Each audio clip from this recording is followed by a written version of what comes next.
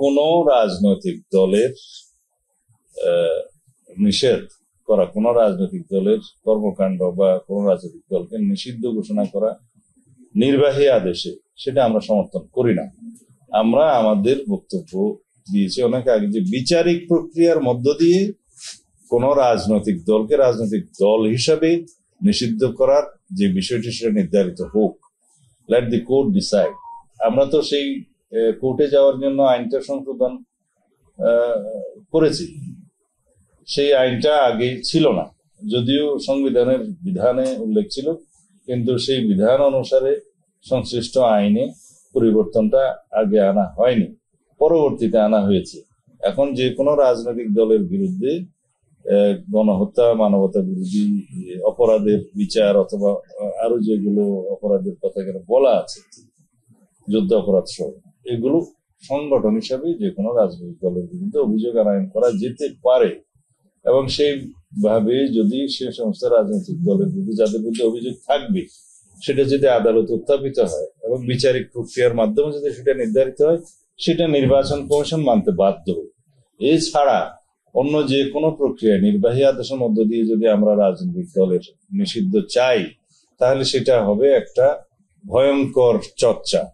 কারণ এখন যারা জাতীয় পার্টি সহ 14 দলের রাজনৈতিক দল হিসাবে নিষিদ্ধ ঘোষণা চাচ্ছেন, তাদের বক্তব্য যদি সত্য হয় তাহলে তারা সেই অভিযোগটা আদালত উত্থাপন করতে পারে। আইন তো আছে, বিচারিক প্রক্রিয়ার মাধ্যমে সেটা নিশ্চিত হোক।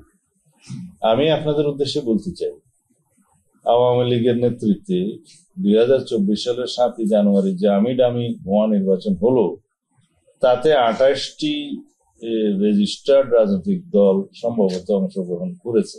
সংখ্যাটা এদিক ওদিক হতে পারে, আমি যতটুকু জানি তা বললাম। তাহলে নিষিদ্ধ যদি চাইতেই হয়, স্বৈরাচারের দোষর হিসেবে, ফেসিবাদের দোষর হিসেবে 28টা দলের রাজনৈতিক কর্মকাণ্ড বা দলকে নিষিদ্ধ চাইতে হবে, তাইলে নির্বাচনটা কাদেরকে নিয়ে হবে? এই দেশে যারা রাজনৈতিক দল সমূহের নিষিদ্ধ ঘোষণা করতে চাচ্ছে এখন এই দাবির মধ্য দিয়ে, তাহলে তারা যদি পরে বলে যে আমরাও নির্বাচন করব না, তাহলে কি এদেশের নির্বাচন হবে? উদ্দেশ্য ভিন্ন হতে পারে তাদের এই দাবির পিছনে, যে নিজেদের অতিরিক্ত সুবিধা সৃষ্টির জন্য হয়তোবা তারা আরো অনেক রাজনৈতিক দলের নিষিদ্ধ কামনা করতে পারে। হ্যাঁ, আওয়ামী লীগের বিষয়টা এখানে সম্পূর্ণ আলাদা। তারা গণহত্যার জন্য দায়ী, তারা মানবতা বিরোধী অপরাধের জন্য দায়ী, তারা রাষ্ট্রের গণতান্ত্রিক ব্যবস্থা ধ্বংস করার জন্য দায়ী। সেই ফ্যাসিস্ট সরকারের বিরুদ্ধে, সেই সরকারের যারা প্রধানমন্ত্রী সহ অন্যান্য মন্ত্রী, এমপি এবং দোসররা ছিল, তাদের বিরুদ্ধে গণহত্যা এবং মানবতা বিরোধী অপরাধের দায়ে বিভিন্ন জনের বিরুদ্ধে অভিযোগ উত্থাপিত হয়েছে, আদালতে মামলা দায়ের হয়েছে, আরো হবে, বিচার চলছে। এবং রাজনৈতিক দল হিসেবে আওয়ামী লীগের বিচার আমরাই দাবি করেছিলাম সর্বপ্রথম। রাজনৈতিক দল হিসেবে তাদেরকে বিচারের আওতায় আনা হোক গণহত্যা এবং মানবতা বিরোধী অপরাধের জন্য, এবং সেটা আদালতে নির্ধারণ করবে তারা এদেশে রাজনীতি করতে পারবে কি পারবে না, নির্বাচন করতে পারবে কি পারবে না। সেই প্রক্রিয়ায় যদি আরো কোনো রাজনৈতিক দলের বিরুদ্ধে সেই অভিযোগ থাকে, সেটা আদালত উত্থাপন করা যেতে পারে। আইন আগে ছিল না, এখন তো সংশোধিত হয়েছে। এটা আমাদের এখনকার বক্তব্য নয়, আগেরই অবস্থা। আমরা আলোচনায় যাচ্ছি, আগামীকালকেও আলোচনা হবে। আলোচনার প্রেক্ষিতে যা কিছু প্রস্তাব দেয়ার আমরা ওখানে দেব বা আলোচনা করব।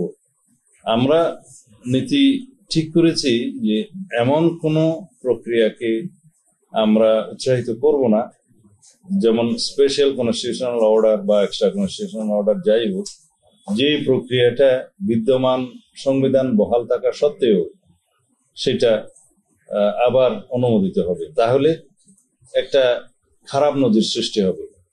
এই ব্যাড প্রেসিডেন্ট আমরা রেখে যেতে চাই না ভবিষ্যতের জন্য, জাতীয় জীবনের জন্য। কারণ 2 বছর 5 বছর পরে একই প্রক্রিয়ায় যদি আরো কোনো দল অথবা কোনো গোষ্ঠী যদি দাবি করে যে আবার এইভাবেই সংবিধান সংশোধিত হোক, তাহলে পার্লামেন্টেরও প্রয়োজন হবে না এবং দেশে বিদ্যমান সংবিধানেরও কোনো মূল্য থাকবে না, এবং সেটাতে একটা অরাজকতা সৃষ্টির জন্য আমরা একটা পথ খুলে যাব। সেটা আমরা চাই না। আমরা আহ্বান করেছি যে এই সংস্কার প্রস্তাবগুলো, সংবিধান সংক্রান্ত যেগুলো আছে ওগুলো বাদে বাকি সকল কিছু এই সরকার এখনই বাস্তবায়ন করতে পারে। এবং করে যাচ্ছে। হয়তো তারা সম্পন্ন করতেও পারবে, অথবা অনিষ্পন্ন অথবা অসম্পন্ন থাকবে, সেটা পরবর্তী সরকার করবে, যার জন্য সংবিধান সংশোধনের প্রয়োজন নেই। কিন্তু সংবিধান সংশোধনী সংক্রান্ত যে সমস্ত প্রস্তাবগুলোতে আমরা একমত হচ্ছি, কিছু কিছু বিষয়ে নোট অফ ডিসেন্ট সহ, সেই বিষয়গুলোর সংশোধনের জন্য, গ্রহণ করার জন্য একমাত্র উপযুক্ত ফোরাম হচ্ছে জাতীয় সংসদ। কিন্তু এর বাইরে যদি কোনো আইনানুগ পন্থা আমরা উদ্ভাবন করতে পারি আলোচনার মধ্য দিয়ে, সেটা যে কোনো বৈধ আইনি এবং সাংবিধানিক প্রক্রিয়া হবে, সেটাতে আমরা একমত হব। যেভাবে আমাদের বক্তব্য উপস্থাপন করেছি, আমি ওখানে আমার বক্তব্য দিয়েছি, আমি বলেছি আপনি নিজস্ব ব্যক্তিগত উদ্যোগ নেন, আপনি ছোট ছোট মিটিং করে দল সময়ের সাথে আলাপ করেন, আপনি একটা উপায় বের করেন, আপনি সেই উদ্যোগের ফলে আপনি সফল হবেন, সেটা আমরা বিশ্বাস করি। এই বক্তব্য আমি দিয়েছি। আমি বলেছি সবার প্রত্যাশা থাকতে পারে, আমাদের বিশ্বাস আছে, প্রত্যাশা তো আছি। এটা একটা। দ্বিতীয় হচ্ছে, আমরা সুপ্রিম কোর্টের কাছে মতামত নিতে বলেছি যে এই সংশোধনীগুলো সংবিধানের আমরা জাতীয় সংসদ ছাড়া অন্য কোনো ভাবে এখনই সেটা ভ্যালিডিটি দেওয়ার জন্য কোনো উপায় আছে কিনা, দেখি জুডিশিয়ারি কি মতামত দেয়। কারণ এন্ড অফ দি ডে আমরা যদি এগুলো গ্রহণ করি, জুডিশিয়ারিকে আমরা জানালাম না, কনসাল্ট করলাম না, যে কোনো ব্যক্তি, রাষ্ট্রের অধিকার আছে আদালতে উপস্থাপন করতে পারে যে এই বিষয়গুলো এইভাবে, সংবিধানের বিষয়গুলো সংশোধিত হওয়া বৈধ কিনা।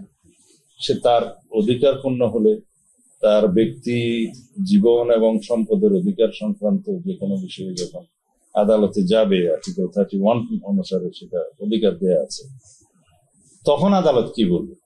তখন হয়তো আদালত বলবে যে সংবিধান সংশোধিত হয়েছে, এটা কোন প্রক্রিয়ায় হয়েছে, কে করেছে, কার কর্তৃত্ব আছে, কোন ফোরামে হয়েছে, এই কথাগুলো বলবে। তো সুতরাং আগেই যদি আমরা জুডিশিয়ারি মতামতটা নিতে পারি, সেই ক্ষেত্রে তারা হয়তো একটা বৈধ প্রক্রিয়া অথবা পরামর্শ দিতে পারে। এটা আমার দ্বিতীয় প্রস্তাব। তৃতীয় প্রস্তাব বলেছি, যদি আলাপ আলোচনার মধ্য দিয়ে আরো কোনো পন্থা, আমরা বৈধ পন্থা বের করি, যেটা আমাদের জন্য ইতিহাসে খারাপ নজির স্থাপিত হবে না বলে মনে হবে, ভবিষ্যতের জন্য কোনো জাতীয় জীবনে সংকট সৃষ্টি হবে না বলে মনে হবে, সেই পন্থাও আমরা অবলম্বন করতে পারি। কি কি পন্থা হতে পারে সেটা আমরা আলোচনার মধ্য দিয়ে হয়তো বের করতে পারবো, সেই আলোচনা অব্যাহত আছে। তবে যেহেতু আপনারা আইডিয়া চেয়েছেন, সেই আইডিয়ার কথাগুলো আমরা এখানে এত উন্মুক্তভাবে বলতে চাই না।